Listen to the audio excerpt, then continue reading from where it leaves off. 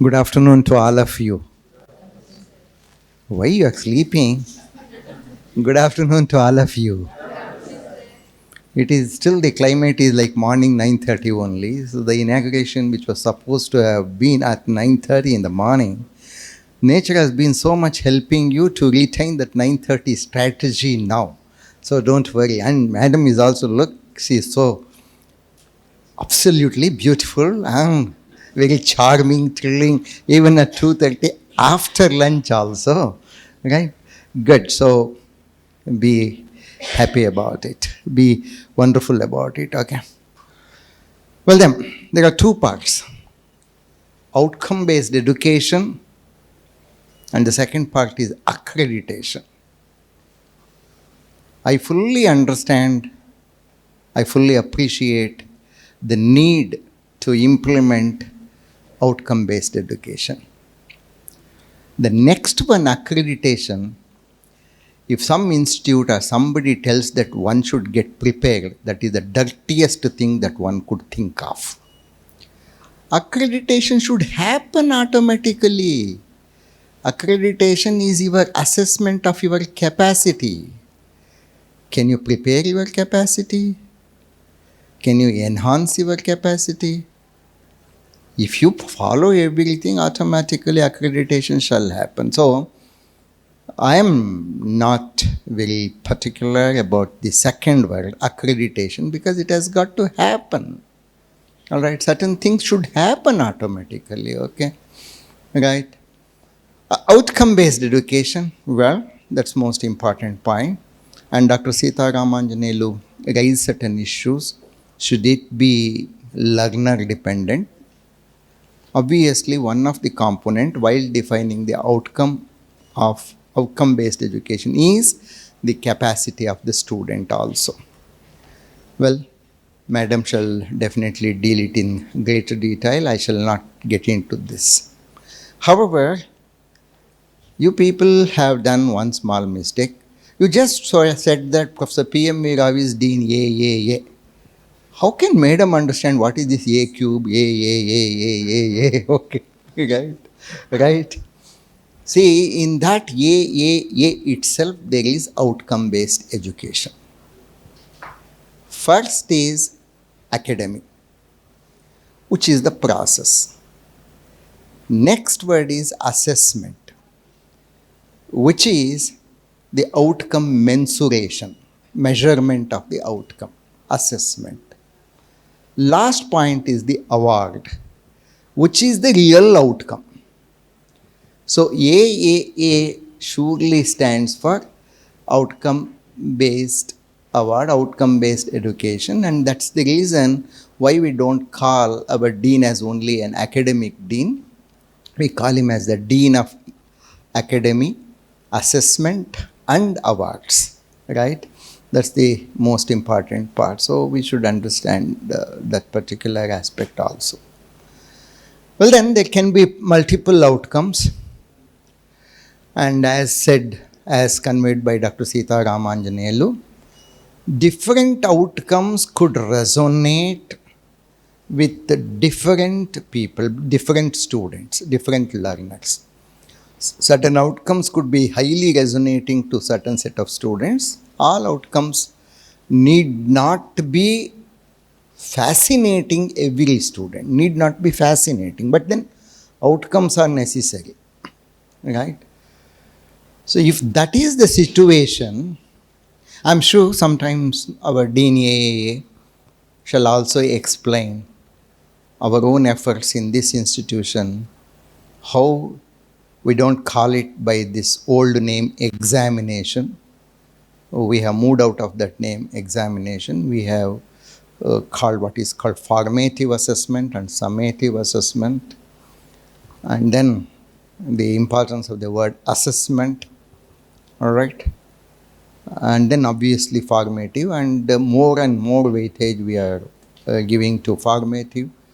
But our interesting part is our question papers, as Professor P.M. Rao brought out on the quality of question papers, particularly at summative assessment. We have very categorically mentioned, and you are all practicing it. I am very happy. Probably with big lot of murmuring in the year 22, and now with all your happiness you are setting such question papers. No question shall be isolated, shall be very specifically focusing on a particular unit. It has got to be total outcome driven question paper. Every question has got to be so. Suppose you just think over this. Suppose there are 4 major outcomes. Let us assume the 4 major outcomes. I shall not get into which are those 4 major outcomes. If there are 4 major outcomes, let us assume, and you finalize at the end of the whole workshop, you finalize Vignan should focus on these outcomes for these courses, etc. Then your summative assessment, let us assume you all will declare, you all will resolve that there shall be only 4 questions. And all 4 questions are compulsory, no choice, absolutely no choice. Okay? Why can't you think of increasing, enhancing, maximizing the expectation of each outcome in each question? Okay? One outcome, enhance each outcome in each question. Assume there are 4 outcomes, and each question, naturally, every question composes of entire syllabus, 100% syllabus. Therefore, is it possible for all of you to think of enhancing the content of each outcome in each question? Now, naturally, when a student reads the question paper, he will take the best question which appeals to him as the first question, isn't it? Which obviously also tells you, classifies you, makes a classification possible that this candidate's orientation is towards this outcome, isn't it? Because that's the best question that he picks up. All right? All 4 are equally difficult. As far as question is concerned, each one of them is equally difficult. But what is that outcome that you are expecting, driving to expect from that question, would definitely make the candidate to choose a question or perform very well in that question. So there are 4 questions, all right? And go with your tough valuation or whatever it is. Don't worry about the valuation. Go, whatever it is. Then, why can't you give a multiplying factor? Suppose he has got, let us say he picks up question number 3 as the first question to answer. Let us say he has got 75% of the marks. You have awarded 75% of the marks. Let us say 75% of the marks. And the next question he picks up, let us say question 4, and then next let him pick up question number 2, and let him pick up question number 1 towards the end. And he has got, let us say, highest is 75%, etc. Now, why can't you multiply this 75% by 4? Because that is his first choice. Give a weightage of 4. Multiply the marks by 4. And the next, multiply it by 3. Next, multiply it by 2. And next, the last one, multiply it by 1. And then give a weighted average. Divide it by 4 plus 3 plus 2 plus 1. So W1 into M1 plus W2. So sigma Wi Mi divided by sigma Wi. That becomes the weighted average. Then of course you go for relative grading or whatever it is. So 2 things happen. Number 1, his attention, his orientation is also understood. Number 2, you are encouraging him by giving a higher multiplying factor. It is not for question number 1, multiplication factor is 4. The multiplication factor is decided by the candidate. He chooses that particular question. He decides what has got to be the multiplying factor. Isn't it? So you would get it. Now you have got to monitor this candidate right from first semester up to 8th semester. Look at his pattern, right? Observe his pattern, what is happening, right? Is he changing the, his interest in the outcome, or is he equally emphasizing on certain things? Whatever you observe that, even this, horizontal study would definitely become a wonderful analysis, isn't it? So why should we not think it of? When we are going for your R25, Regulation 25, changes are the only constant things which should keep on happening. And obviously, when you keep on doing the changes, you should also be strong enough to immediately make a U-turn if the things are not going proper. So you will get a feedback also, right? This is not only feed forward, it is feedback and a perfect control system, isn't it? All right. So why should we not think of this very, you should think of. I'm sure every one of you should think of in a different way. Only then the education keeps happening, right? Madam, here, unlike any ordinary private institution, any ordinary engineering institutions, we do not have theory courses and practical courses separate. We do not have. We don't like to follow. We are almost like any institution of national importance. We are like almost like any other international institute where both theory and practice has got to go together, isn't it? So all your courses have got the LTP structure, and already you know that we have tweaked this LTP to an enhanced meaning. L doesn't just stand for lecture classes for us. L also implies the listening comprehension of the candidate. So we have got to enhance the listening comprehension, the ability of the candidate to focus on hearing, right? Isn't it? That listening comprehension. Then T stands for not for tutorials. Of course, it happens through tutorials, but the extension meaning that we have given is transaction, whether he is able to transact. And P, naturally, most of us in engineering institutions call it as practicals, but then I don't like that word practicals. I really go with MBA people. It is practice. All right. So, practice and transaction should enhance the skill component, while L and T should enhance the knowledge component. The skill component is obviously to transform the knowledge into skill. The skill should be the ability to transform the knowledge into a happening, into a product, into a realizing certain outcome, isn't it? Realizing the outcome. So, finally, T and P should focus on the realization of outcome. L and T should set the target towards outcome, isn't it? So, think always in a different way.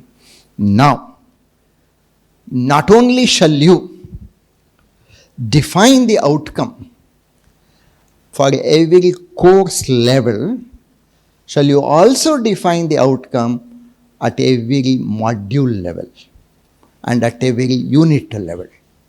And a good teacher should definitely recognize every lecture that he delivers into a mapping of some, he should have a clarity of mapping it into outcomes. A good teacher should automatically do that. It is not that it has got to be documented. Documentation happens, right? Documentation is necessary, but not for the purpose of documentation you shall define the outcomes. You really want that because you want your students to be benefited, because they are not just the candidates to get a degree certificate and run away. They have got to face the entire life, right?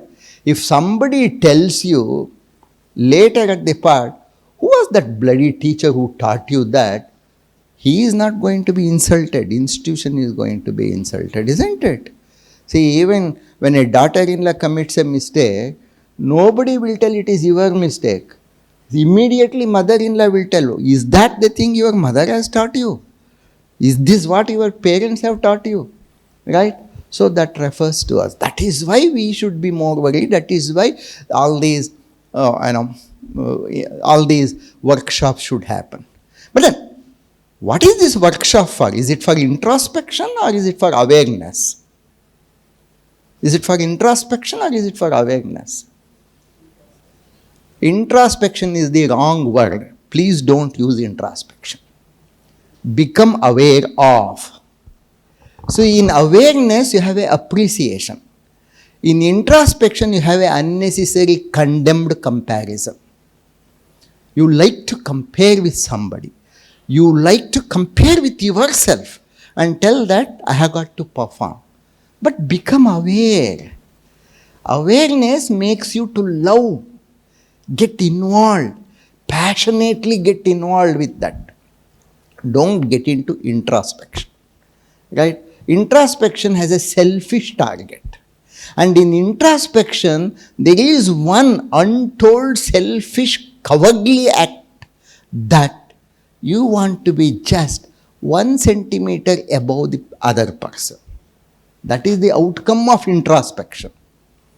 Whereas the outcome of awareness is you would be aware what is happening, what is expected, what has got to be done, and you would become aware of what has got to be practiced by you. Right? So, there is a wonderful difference between introspection and awareness, and don't ever do in life any introspection, because introspection stands on comparison. Don't do that. Become aware. And what you want to achieve through introspection shall definitely be very magnanimously and philosophically achieved if through awareness. Isn't it?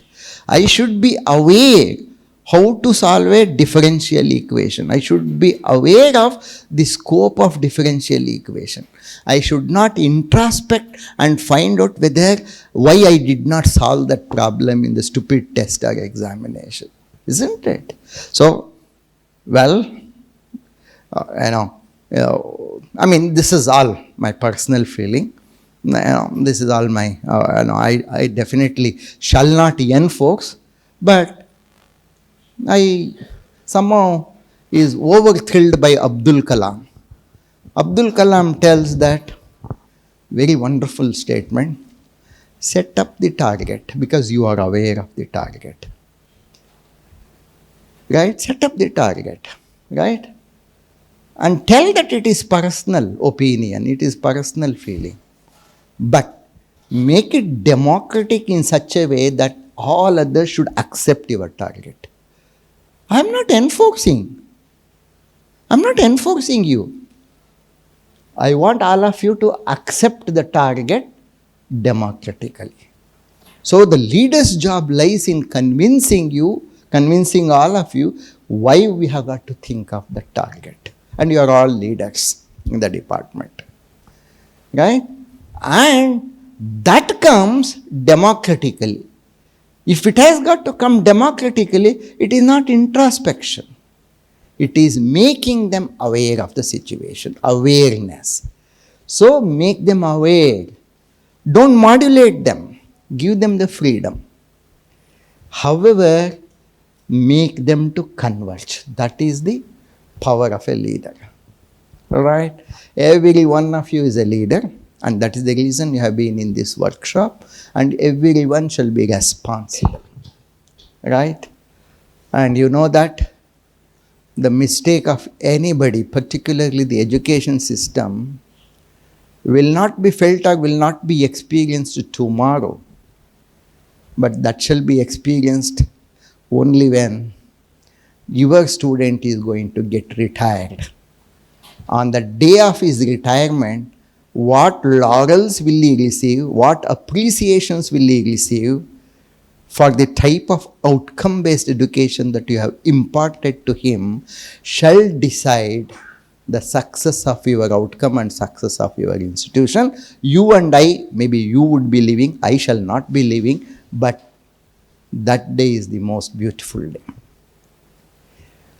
I wanted my organizers to have introduced Madam and to have introduced about NITTR, and then people would have been more, motivated. Okay. Right, but then should I not be benefited of listening to that? Okay. Okay. So that means you are asking me to go out immediately. Okay.